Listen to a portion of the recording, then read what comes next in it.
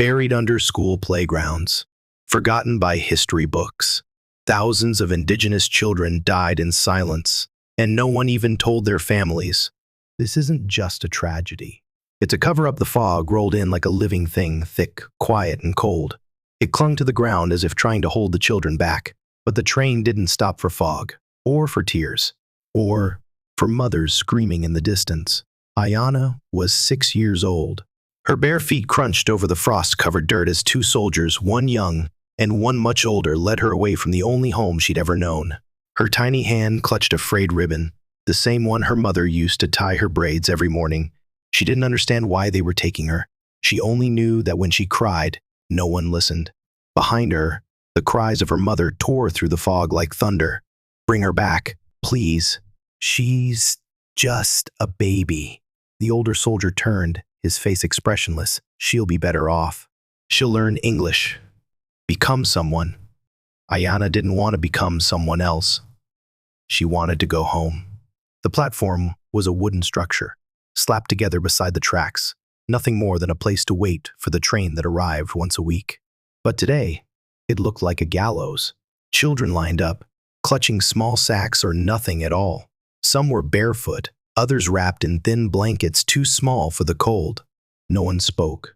No one dared. The train's whistle cut through the silence like a blade, and a cloud of steam hissed from beneath the wheels. Aiyana flinched. She had never seen a train this close before.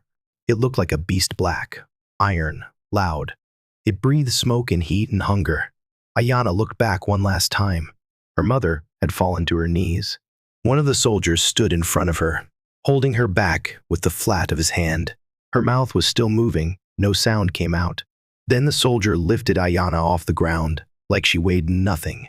She didn't fight. What was the point? The metal steps were cold beneath her feet. The train smelled like oil and ash. She was pushed into a row of benches, already filled with other children, some younger than her, some much older. No one made eye contact. She sat down and pulled her knees to her chest, holding the ribbon tightly in her fist. Across the aisle, a boy with high cheekbones and dark, angry eyes was staring out the window. He turned and caught her looking. For a moment, neither of them blinked. He leaned in and whispered something soft, something in a language Aiyana recognized but couldn't place. Her mother used to speak it when she sang lullabies. But before Aiyana could answer, the young soldier barked from the front of the car. "No talking." The boy flinched and looked away. Aiyana turned back to the window. Outside, the world blurred past in streaks of gray and brown.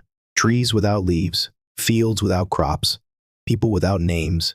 She didn't know where they were taking her. But even at 6 years old, Aiyana knew one thing: wherever they were going, she would not come back the same. She closed her eyes and imagined her mother's hands, soft, strong, warm. She imagined her voice, her smell, the stories she told by firelight. She opened her fist. The ribbon was still there, her anchor. The train kept moving. The fog did too.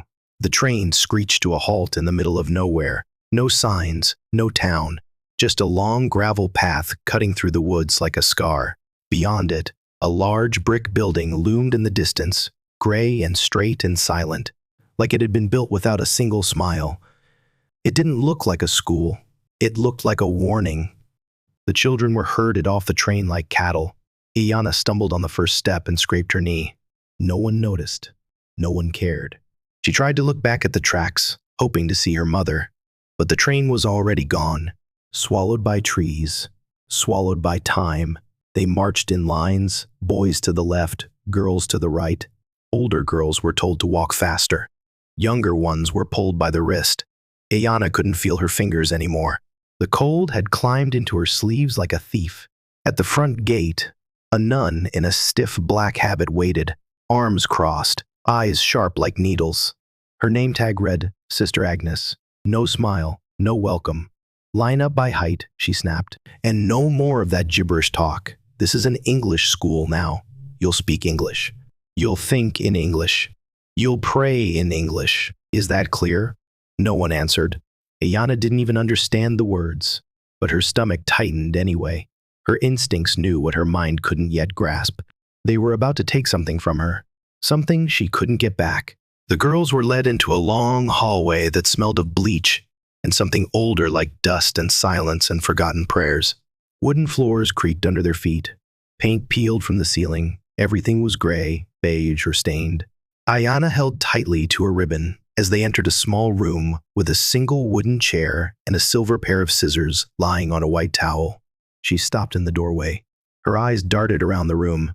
It looked like the place where her grandmother used to butcher chickens. Next, Sister Agnes called. A girl in front of her walked toward the chair and sat without saying a word. A younger nun stepped forward. She took the girl's braids in her hands like they were rope, then sliced through them in 2 fast snips. The sound was soft, but Aiyana flinched like it was a gunshot. The hair fell to the floor in dark waves. The girl looked down. Her lips trembled, but she didn't cry. Next, Aiyana froze. Her legs wouldn't move. Her body went cold. "Now!" Sister Agnes barked. Aiyana shuffled forward, step by step, like her feet had been nailed to the floor. The younger nun grabbed her by the shoulders and pressed her into the chair. The scissors gleamed. "Your name?" the nun asked flatly. Aiyana looked up. "Aiyana," she whispered. The nun frowned. "A-W-H-A-T, Aiyana." "Not anymore," she said, flipping open a clipboard. "From now on, you are Mary. Mary Smith." The words dropped like stone. Aiyana blinked. "But my name is—" The nun slapped the clipboard onto the table. "I said, Mary Smith." Then the scissors closed around her braids. Snip. The world tilted. She felt the weight fall from her head and land on the towel. The room spun. Her stomach twisted. She wanted to scream, but nothing came out. The ribbon, her mother's ribbon, was gone. Later that night, they gave her a uniform that didn't fit. A scratchy wool dress, brown socks with holes, a stiff pair of shoes 2 sizes too big. Aiyana looked in the cracked mirror above the sink. The girl, staring back, wasn't her. She had no braids, no smile. Her eyes looked empty. Mary Smith. Who was that? The next morning, they lined up for roll call in a freezing courtyard. One by one, the nun read names from a clipboard. Anna White, Susan Martin, Mary Smith. Aiyana didn't answer. Mary Smith, still silence. Sister Agnes marched over and grabbed her by the collar. "When I call your name, you respond. Understood?" Aiyana's voice cracked. "But that's not my name." The slap came before the sentence even finished. Her head snapped sideways. The world blurred. "You answer to what we give you," Sister Agnes hissed. "Or you answer to punishment." Aiyana swallowed hard. She nodded. "Yes, sister." The nun returned to her clipboard. And just like that, Aiyana disappeared. Mary Smith took her place. That night, curled under a thin blanket on a squeaky bed, Aiyana whispered her real name into the darkness. She whispered it like a secret spell, like a prayer. Aiyana, Aiyana, Aiyana, Aiyana. Across the room, the boy from the train Wakopa sat on the edge of his cot. He looked at her through the dark, his voice barely a breath. "They changed mine too," he said. "I was Wakopa. Now they call me Peter." Aiyana stared at him. "You remember who you are?" she asked. He nodded slowly. For now, she held on to that like it was a lifeline, because tomorrow, she wasn't sure if she still would. Days passed in a blur of cold floors, silent meals, and prayers to a God who never seemed to answer. The children woke up before the sun and marched through the same routine. Line up, wash, pray, sit straight, speak only when spoken to. They weren't allowed to laugh, or sing, or hum the songs their mothers used to sing while making bread. Most of all, they weren't allowed to speak in their own language. One morning, Aiyana made the mistake of whispering a Lakota word in the hallway. Just one. She had dropped her pencil, and as Wakopa bent to pick it up, she whispered, "Pilamaya," meaning thank you. A nun heard it. The punishment came fast. They made her stand outside in the snow for an hour without shoes. Her lips turned blue, her feet stung, then went numb. The cold dug into her bones like it wanted to stay forever. That night, lying in bed with trembling toes and a fever rising in her chest, Aiyana made a decision. She would write home. She had watched the older girls fold letters into neat envelopes on Sundays, once a month. Most were writing to white foster families or priests in distant cities. Aiyana didn't have a white family, but she had a real one. She had a mother, a grandmother, a baby brother who used to giggle every time she clapped her hands. They had to be waiting. They had to be wondering what happened to her. Did her mother think she was dead? That thought haunted her more than the nuns. The next afternoon, when no one was watching, she snuck into the classroom and found a scrap of paper in the trash bin. It had ink stains on one corner and the edges were torn, but it would do. She took a pencil stub from behind the teacher's desk and hurried to a quiet corner of the chapel. The stone walls were cold, but there was a narrow crack of sunlight from a window above the altar. She sat beneath it, heart pounding, fingers stiff. Then she began to write, but not in English. She wrote in Lakota. She wrote slowly, carefully, like her words could shatter if she rushed. Every line was a memory, how Mama used to sing her to sleep, how her brother used to tug at her braid, how she missed the taste of fried bannock berries, still warm from the pan. She told her mother she was still alive. She told her she hadn't forgotten. She told her she still remembered her name, Aiyana. At the end, she drew a small heart and wrapped the paper inside the sock she wore at night. No one ever checked there, not yet. For 3 days she waited for a moment to sneak the letter into the mail sack. She followed the older girls during chore time and learned that Sister Agnes dropped off outgoing letters in the box behind the administration office. On the 4th night, after dinner, Aiyana saw her chance. She slipped outside, snow crunched beneath her boots. The sky was dark, heavy with stars. The chapel bell rang faintly in the distance. She knelt behind the building and pulled the letter from her sock. Her fingers were shaking. She opened the box. But then a voice. Mary. Aiyana froze. No one ever called her Aiyana anymore. Only that name, that other name. She turned. Sister Agnes stood behind her, her eyes narrowed. Her arms were folded, her face unreadable. "What are you doing here?" the nun asked. Aiyana tried to hide the paper behind her back. I was just. Sister Agnes stepped forward and snatched the letter from her hands. She looked down at it. Her expression changed. "Is this a Lakota?" Aiyana didn't answer. The nun's jaw tightened. She walked toward the chapel, Aiyana trailing behind her like a ghost. Inside, under the pale light of a flickering oil lamp, Sister Agnes placed the letter on a metal plate. Then she lit a match. Aiyana watched in horror as the flames curled around her words, her only bridge home. The paper blackened, twisted, and disintegrated into ash. She wouldn't have read it anyway, the nun said coldly, even if it made it there. Aiyana's throat ached, but she didn't cry, not this time. The nun turned to her. "You will confess this tomorrow, and you will write only in English from now on. Is that understood?"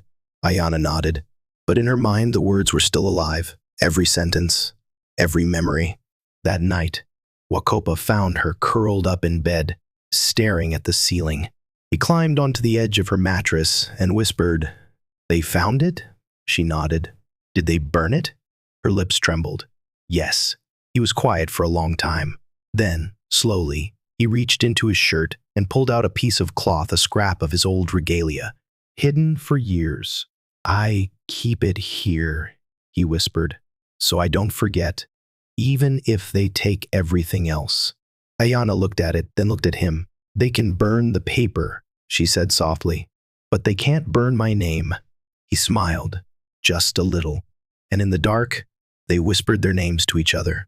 Not the names given by white strangers, but the ones their ancestors had spoken for generations. Names made of rivers, names made of stars, names no fire could erase. The years bled into each other like ink in water, slow, dark, and impossible to separate. By the time Aiyana turned 13, her Lakota name had not passed her lips in over a year.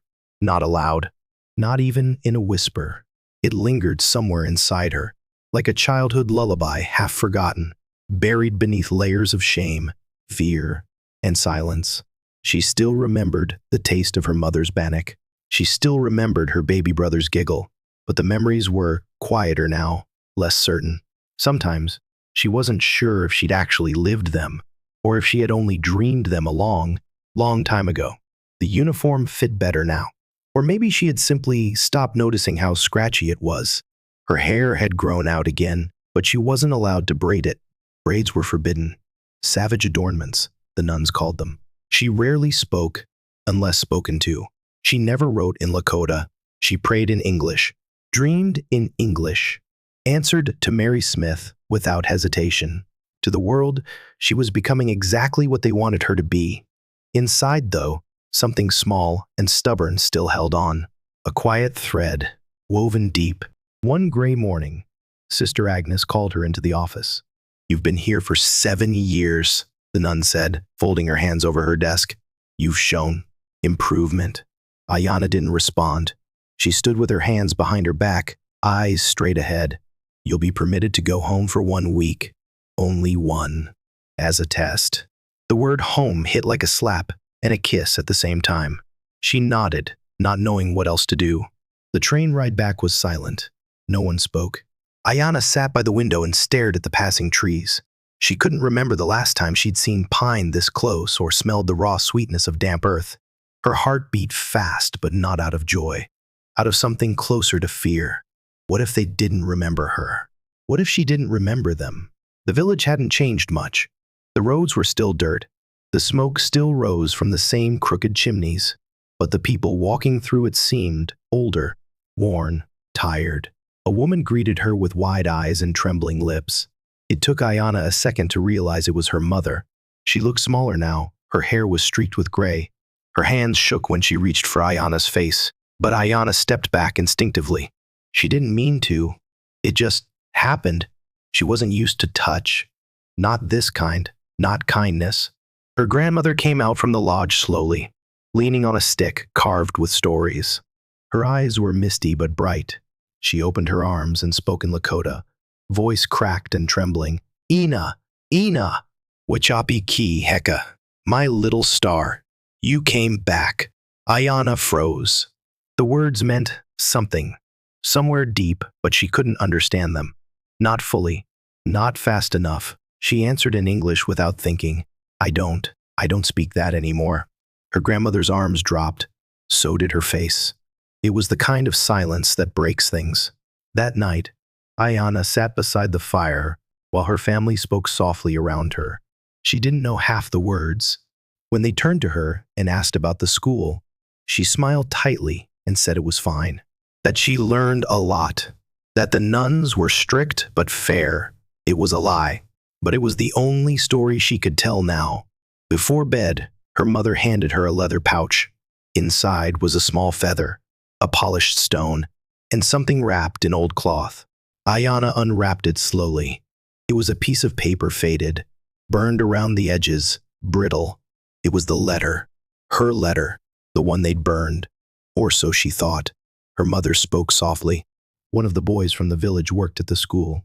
He found the ash in the chapel fire, recognized your handwriting, pulled it out." Aiyana touched the charred edge with shaking fingers. Most of the words were gone, but one remained, scrawled in child's handwriting near the bottom corner. Aiyana. Her name. Her real name. For the first time in years, she let herself cry. The next morning, she walked alone to the edge of the river. The same river where she used to play as a child. She sat on a rock, pulled off her shoes, and let the freezing water rush over her feet. And then softly, barely audible, she said her name aloud. Aiyana. It didn't feel wrong. It felt like home, like waking from a dream. But when her week ended, she boarded the train back without resistance.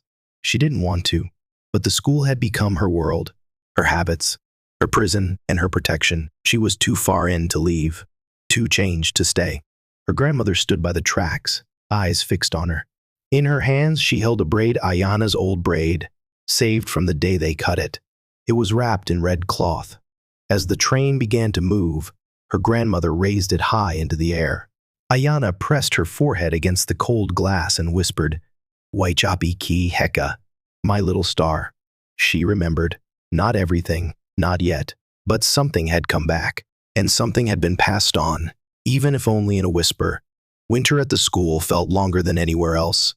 The wind snapped against the brick walls like it wanted inside.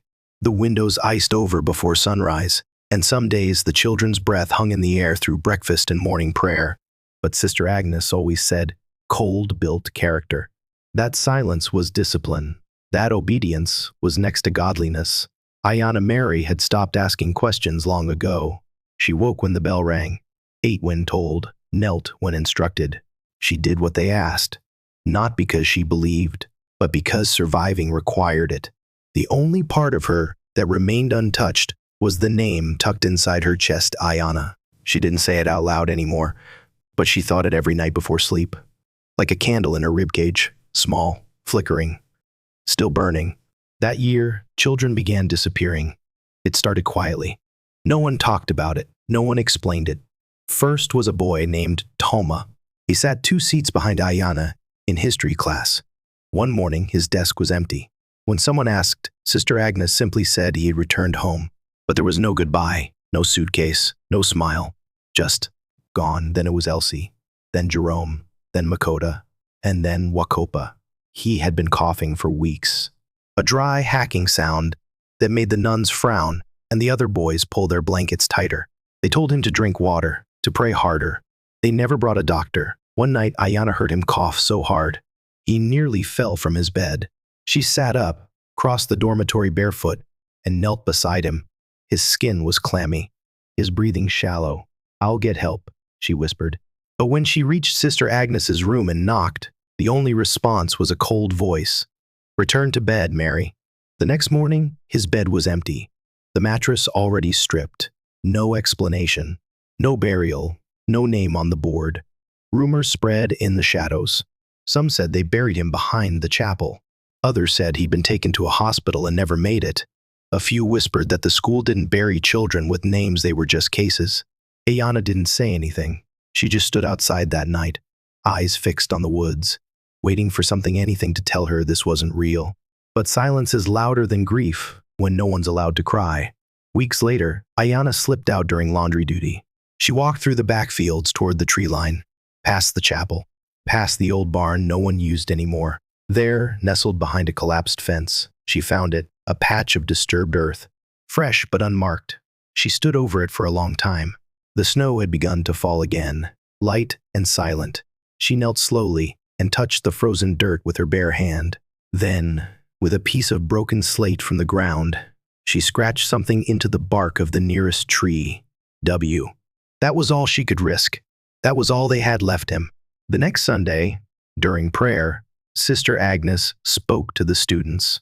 "There are no missing children," she declared. "Only those who could not be saved from their own stubbornness. Obedience is life. Disobedience is its opposite." She let the words hang like smoke. Aiyana clenched her fists in her lap. She thought about the letter they'd burned, about the hair they'd cut, about Wakopa, his name, his smile, his cough, about the cases buried in cold soil without a marker, and she made a promise. She would remember their names, even if no one else did. At night, she started carving names under her bed frame, using a shard of broken spoon, only initials, to stay safe. But they were real. TEJMWS. She whispered them under her breath each time she finished. Like a prayer. Like an act of rebellion. Because forgetting was what they wanted. But remembering was power. One morning, she found something on her pillow. A folded piece of cloth. Inside it, a small carved wooden chip. Her initials, AS. Not Mary Smith, but Aiyana Stone, her real name. She looked around. No one admitted to placing it. But she saw a glance a boy, 2 years older, nodding once before turning away. Others were remembering too. The resistance was quiet, but it was growing. That spring, a fire broke out in the laundry room. It burned fast, fast enough that no one could hide the smoke. No one was hurt, but the nuns panicked. The children were lined up in the courtyard as the flames were doused. While they waited, a girl beside Aiyana whispered, "They found bones last month. A whole pile." Aiyana didn't react, just stared at the fire, let it burn. Later that year, officials from the capital visited. Rumors swirled again. Someone had written a letter. Someone had talked. Someone had leaked the truth. The school scrambled to clean, to silence, to bury what they could. But the names? They were already planted. In trees, in whispers, in broken spoons, in scars. Years later, Aiyana would leave the school. She would walk away with a diploma that bore a name that wasn't hers, in a language she'd once been beaten for forgetting. But before she left, on her final night, she crept one last time to the patch of forest behind the barn. And beneath the same tree where she carved the W, she added one more name. Wakopa. She whispered it, with the breath of someone who had carried it for years like a stone in her throat. Then she stood in silence. The wind answered softly, and the names that were taken began to come home. It was the summer of 2021 when the ground finally gave up its secrets. Aiyana was 97 years old, and the world around her had changed in ways she never thought possible. There were more televisions than churches now. The young people spoke of healing and truth commissions, and for the first time in her life, she was being asked to speak, not as Mary Smith, but as Aiyana, the name they tried to erase. The call came from a journalist, a soft-spoken woman who had read the archived reports of a certain boarding school in North Dakota, one that operated from the late 1800s through the 1940s, one of many, but one with rumors, with gaps, with missing names. We're doing ground-penetrating radar surveys near the chapel ruins, she had explained. We believe there may be unmarked graves. We're reaching out to survivors. Would you be willing to come?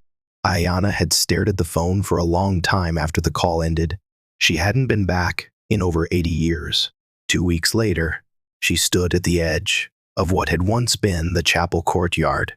The building was gone now, just a crumbled outline in the earth, but the bell still stood, rusted, silent, like it too was waiting for someone to remember. Around her, teams in bright vests moved carefully with equipment. Journalists whispered. Drones buzzed overhead. Aiyana ignored it all. Her cane dug into the soft dirt as she walked past the yellow tape. Her granddaughter followed a few paces behind, carrying a folded blanket and a photograph of Wakopa. No one asked why. Aiyana stopped at a familiar tree. It had grown taller, broader, but the bark still bore faint carvings. She reached out, her gnarled fingers tracing the letters W. Her breath caught. Still here, she whispered. Her granddaughter said nothing, just placed a steadying hand on her shoulder. And then a voice from behind, Miss Stone. A young man in a hard hat approached, cradling a small bundle wrapped in canvas. His expression was careful, gentle, but edged with something like sorrow. We found this just now, not far from where you're standing. It's small, likely a child. There's no headstone, but there was this. He unwrapped the cloth. Inside was a wooden tag, old, weather-worn, but one letter was still visible. W. The world didn't spin. It slowed. Everything around her, the buzzing drones, the whispering journalists, the clicking of camera shutters fell away. She was no longer 97.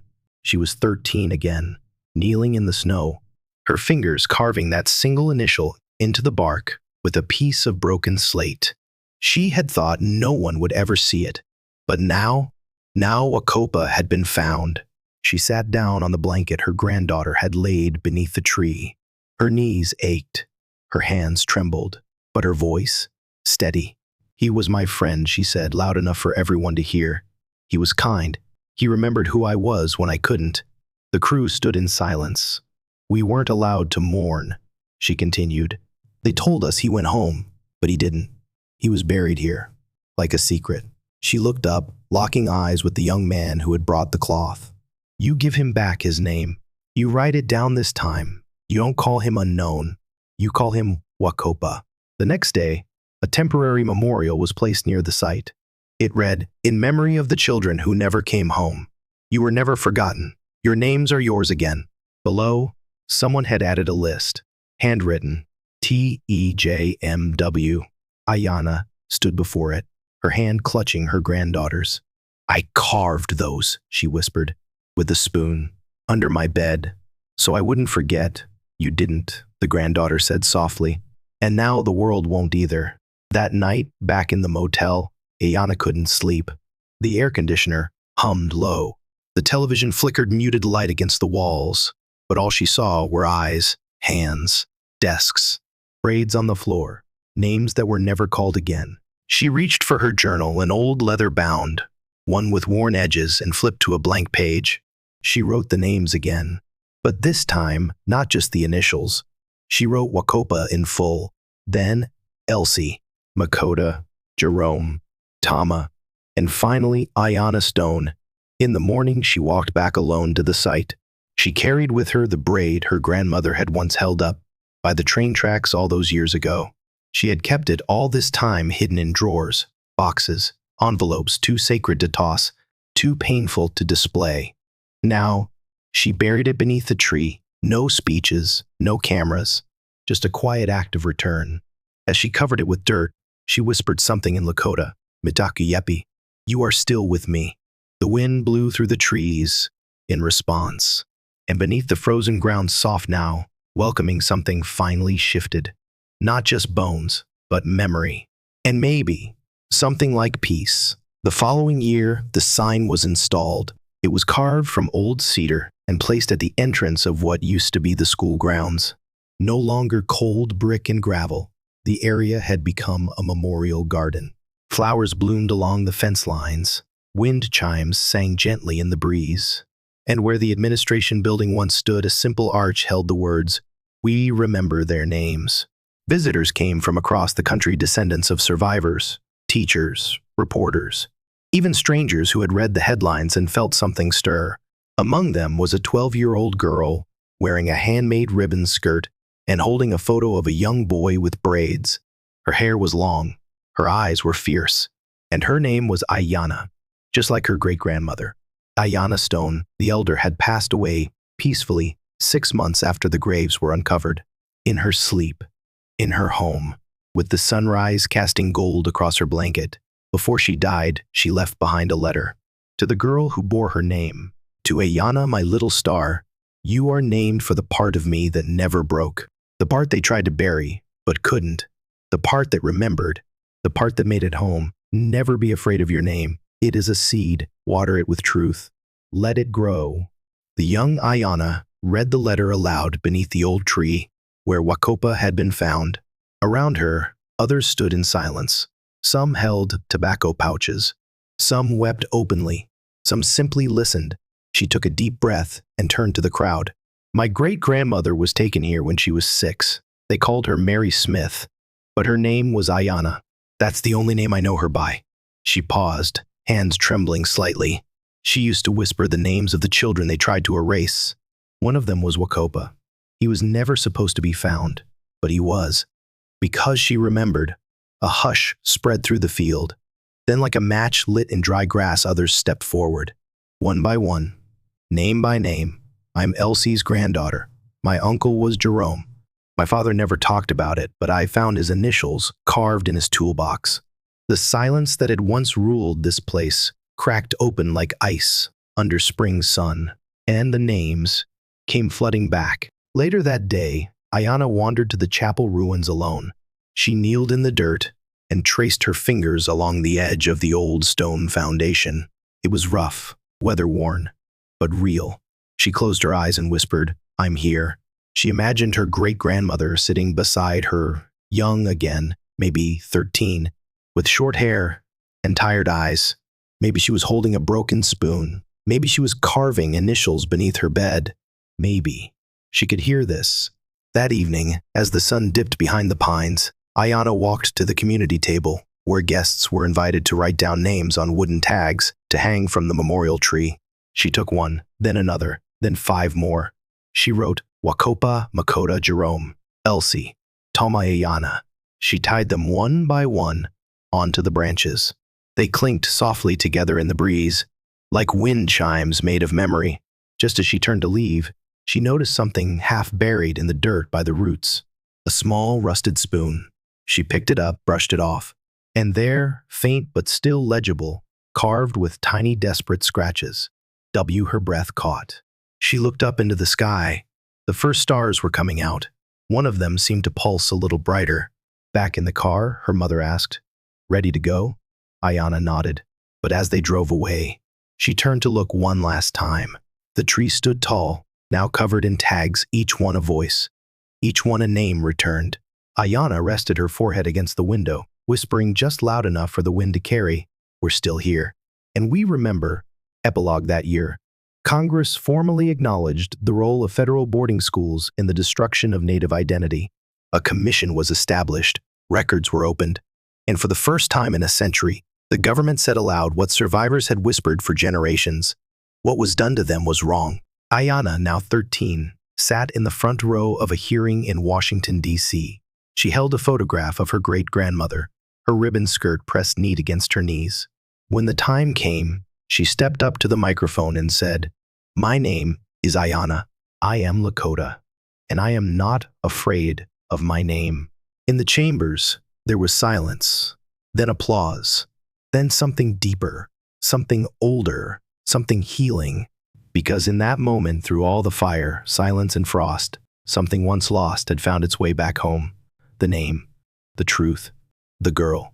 If this story moved you, if it made you angry, heartbroken, or finally aware of a truth that was hidden for too long, drop a number 1 in the comments to show you stand with the voices that were silenced. Every one is a name remembered. Every comment is a refusal to let this history be buried again. Because the lesson is simple, but powerful. When we forget names, we erase people. But when we remember them, we begin to heal.